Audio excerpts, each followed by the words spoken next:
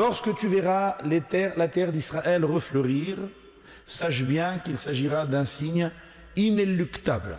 Ça veut dire qu'elle n'a pas refleuri pendant des siècles. Elle a été un désert. Elle a été non pas inhabitée, mais peu clémente à recevoir ses habitants. Et voilà que là, elle a ouvert son extraordinaire réceptacle et on commence à croire davantage dans ce verset de la Torah qui disait « Et la terre d'Israël est une terre dans laquelle ruisselle le lait et le miel. » Et vous savez le côté absolument prodigieux de l'agronomie et de l'agriculture israélienne qui sont en passe de devenir pour le monde entier la référence, sans dioxine. Et on s'aperçoit que cet élément n'a jamais existé depuis 19 siècles. Depuis 19 siècles, le désert était un désert. Il n'est plus un désert. Deuxième signe, la terre sera tout entière couverte de guerre. D'un endroit à l'autre du monde, on annoncera un conflit, puis un autre. Lorsque s'en éteindra un, l'autre commencera, et le monde ne trouvera plus la vérité. Ça veut dire qu'on ne saura plus ce qui est vrai.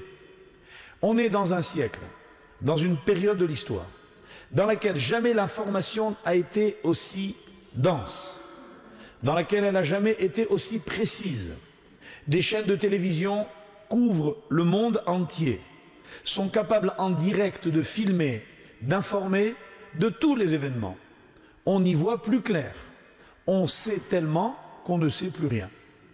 C'est exactement ce que dit le texte de la Gemara dans Sanhedrin, idem, page 98. Troisième signe, lorsque le peuple juif reviendra sur sa terre, ils auront deux problèmes à régler, dit la Gemara. Deux. Un, quel gouvernement va gouverner? Deux, quelle justice va juger? Ça veut dire que l'instauration d'une juridiction thoraïque sera l'un des problèmes de la fin des temps. Précis. Ça veut dire que la Gemara donne avec précision. Elle dit, on verra des dirigeants peu scrupuleux des principes de la Torah et peu enclins à les faire respecter. On verra une justice absolument pas basée sur les critères de la Torah, qui provoquera bien évidemment une réaction du peuple, lequel s'interrogera sur ce qui est bien pour lui. Troisième signe, connexe à celui-ci, toujours même Gemara Sanhedrin 98, eh bien le peuple juif clamera à la face du monde sa force et sa puissance. Ce sera le thème de l'invincibilité, dit la Gemara. L'orgueil d'Israël. L'orgueil d'Israël qui reviendra, on l'avait oublié. Ça faisait 2000 ans qu'on n'en parlait plus, on en reparlera. Hélas, et heureusement pour ceux qui espèrent la venue du Messie, il finira. Les Juifs douteront d'eux-mêmes. Ils diront au fond, on n'est pas si fort que ça.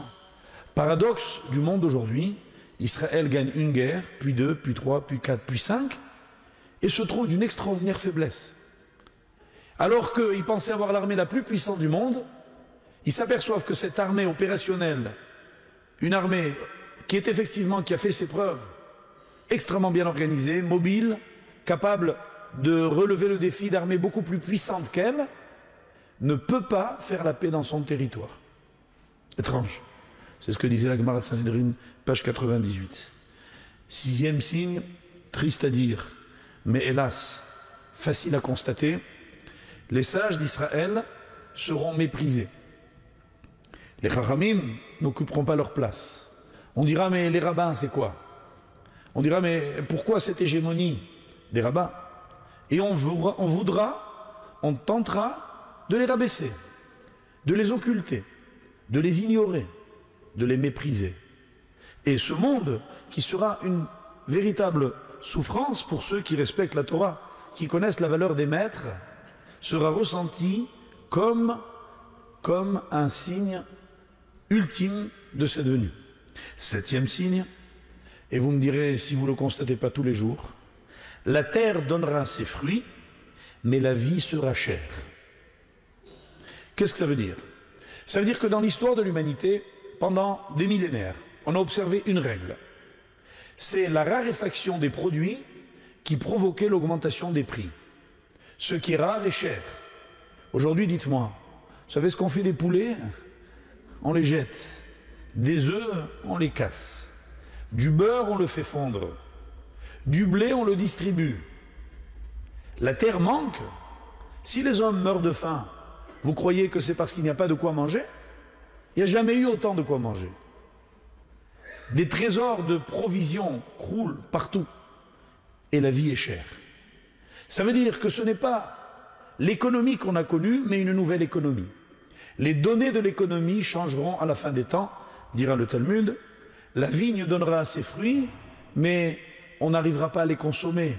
Ça veut dire qu'on sera dans l'incapacité de jouir ce que l'on possède. Voilà, effectivement, selon les économistes modernes, une véritable révolution. Elle est en marche. 8e signe, on assistera à un conflit des générations comme il n'y en aura jamais eu. Il y a toujours eu dans toutes les générations la querelle des anciens et des modernes. Les fils contre les pères, les vieux qui ne supportent pas les jeunes et les jeunes qui méprisent les vieux. C'est vieux comme le monde. Mais qu'est-ce qui s'est passé dans notre génération, en France, il y a 30 ans? Le refus de toute autorité. Ça veut dire qu'il n'y a plus rien qui existe. On casse tout. On a voulu dire non, il n'y a pas de raison. Il n'y a pas de raison qu'il y ait des maîtres et des élèves, des chefs et puis des exécutants. Qu'il y ait des règles qu'on n'a pas choisies, ni Dieu ni maître. Et cette révolution, qui bien évidemment a étouffé dans l'œuf, a été étouffée dans l'œuf, voulait être cette façon de percevoir le monde comme étant un monde insupportable par la génération qui vient. C'était une génération de fractures. On assistait à une véritable génération de fractures qui est en train de s'achever. 9e signe, la Gemara dit les chefs ressembleront aux chiens. Ce qui ne veut pas dire que tous les hommes politiques que vous connaissez, malgré les efforts de certaines émissions de télévision pour les rendre un peu plus cocasses qu'ils ne le sont, auront des museaux. Mais ça veut dire qu'ils ressembleront aux chiens. Qu'est-ce que ça veut dire qu'ils ressembleront aux chiens? Grand maître Rav Israël Salanter, qui a vécu au 19e siècle en Allemagne, disait: que font les chiens? Ils marchent devant leur maître et ils se retournent pour voir s'il les suit. En fait, qui commande, le maître ou le chien? Le chien marche devant, il croit commander, mais c'est le maître qui commande puisque le chien le regarde. Ce Rav disait, il y a un siècle, à l'époque où la télévision n'existait pas, ni les radios, ni les sondages, qu'un jour viendra où les gouvernants, pour gouverner, se tourneront vers le peuple en lui disant où il faut que j'aille. Quelle est la principale préoccupation des gouvernants d'aujourd'hui, qui qu'ils soient? Gouverner selon le désir du peuple. Opérer des sondages pour savoir comment orienter la politique. Finalement, qu'est-ce que veut le peuple? Eh bien, on va le faire. On marche devant, mais c'est lui qui commande. On se retourne pour voir où il est. Sachez que ce monde qui existe depuis plusieurs millénaires n'a pas connu de génération comme celle-là. Il n'y a jamais eu dans le monde, avec tous les efforts de ce que l'on appelle la démocratie. N'allez pas croire que la Torah est contre la démocratie. Je m'opposerai avec force à cette affirmation. Mais je voudrais juste que vous compreniez que la limite de la démocratie, c'est que lorsqu'on l'homme, le peuple, le roi, le chef, le président, ne sait plus où il va. C'est exactement ce à quoi on assiste.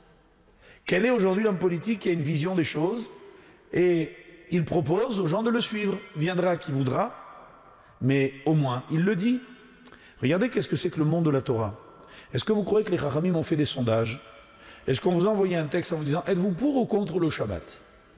Ça existe dans certaines communautés américaines. Il y a des communautés américaines, par exemple, qui font maintenant le Shabbat dimanche. Ça vient de sortir. Ça arrange les gens. Ou bien certains veulent le faire que le vendredi soir. On part en week-end. Après, comprenez, c'est quand même gênant d'attendre le samedi matin pour sortir la Torah. Est-ce qu'on ne pourrait pas s'arranger pour... Mais disons, en dehors des communautés dites réformées, que l'on voit ici ou là aux États-Unis, et encore en voie d'extinction, me semble-t-il, d'ici quelques années, vous vous rappellerez de ce cours, eh bien, que font les maîtres de Torah partout? Ils disent aux Juifs, voilà, la Torah c'est ça. Vous voulez, Baruch haba, vous êtes le bienvenu. Vous voulez pas, à bientôt. Mais je vous attends. Vous avez votre place. Personne ne l'occupera en votre absence. À ceux qui viennent de temps en temps au cours du lundi, je voudrais dire que quand ils ne sont pas là, on leur garde la place. Ça veut dire c'est clair que votre place est là.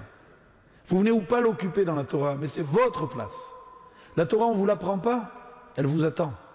Elle ne se fait pas à vous, elle veut qu'un jour vous veniez vers elle. Et en fait, c'est cette démarche-là qui tranche délibérément avec celle que l'on nous oppose autour de nous. 10e signe, les souffrances de la génération annonceront l'imminence du Mashiach. Et Chachamim disent, on appelle la venue du Mashiach Chevle Mashiach. Ça veut dire les souffrances de l'enfantement du Messie. Comme les mamans pourront vous dire, lorsqu'elles ont accouché, elles savaient que le bébé allait venir quand les douleurs se rapprochaient. Plus elles étaient intenses, plus elles étaient proches l'une de l'autre, plus l'enfant s'approchait. Et Chachamim disent, l'histoire c'est exactement ça. Plus les souffrances seront intenses, plus elles seront denses, et plus la période est imminente. Nous y sommes. À l'échelle d'une histoire, qu'est-ce que 50 ans? Regardez ce que ce peuple a enduré depuis. Regardez toutes ces souffrances, quel extraordinaire rythme elles ont eu dans le siècle qui a précédé. Est-ce que ce ne serait pas enfin la dernière des souffrances que celle que nous avons connue il y a seulement une cinquantaine d'années? Alors, ici, nous arrivons à la deuxième phase du projet. Ces signes-là, choisis parmi d'autres, sont donc déjà suffisamment évocateurs. Mais voilà qu'il y a des choses qui sont, elles, à mon avis, à dire, mais dont vous comprendrez qu'elles ont à la fois un caractère général pour certaines et très particulier pour d'autres. Je m'explique. Par exemple, le Sifri dans Devarim dit que l'un des signes de la fin des temps, c'est que la diaspora s'affaiblira. Et qu'au fur et à mesure que le temps passera, c'est Israël qui deviendra le cœur de la communauté juive. Aujourd'hui, sachez-le, c'est le cas. D'ici quelques toutes petites années, la majorité des juifs dans le monde habiteront en Eretz Israël. Entre la Aliyah et l'assimilation, qui restera Angola? La minorité du peuple qui rejoindra sans doute ses frères. Alors, que feront les juifs dans cette situation? Eh bien, croyant, ayant cru, je cite le Ralbag, sage du XIVe siècle, commentant un texte ancien, croyant que le secours leur viendra des nations, les Juifs se rendront compte qu'ils sont des oubliés du monde et ils se rendront à la rencontre de leur Dieu. Et ils iront, eux, vers ce Dieu. Et je ne veux pas rentrer maintenant dans les détails, mais je répète, je tiens ces textes à votre disposition. On voit que l'assimilation connaîtra un comble, dont je crois très honnêtement, selon l'analyse que j'en ai faite en parlant avec beaucoup d'autres grands maîtres, beaucoup plus grands que moi, c'est déjà derrière nous, dans laquelle on verra, diront nos Chachamim, 3 rois qui viendront l'un derrière l'autre et qui prendront le refus de la croyance et la laïcité parmi les nations. Et nos Chachamim, donc selon le Ralbag, dans le XIVe siècle, disait qu'il s'agirait de 3 rois dans 3 pays précis qu'il cite et que nos sages ont identifiés comme étant Napoléon, le roi Georges d'Angleterre et le roi Frédéric de Prusse, qui ont vécu l'un derrière l'autre, qui ont tous les 3 voulu ériger des grands royaumes, le royaume de donc l'Empire britannique, l'Empire prusse et l'Empire français. Ces 3 empires, voulant être gouvernés par des hommes et pas par Dieu, refusant toute immixtion de la religion, arriveront un jour au paroxysme de ce refus, nous y sommes, combien de fois ai-je parlé de ce thème, et qui précédera immédiatement un changement radical.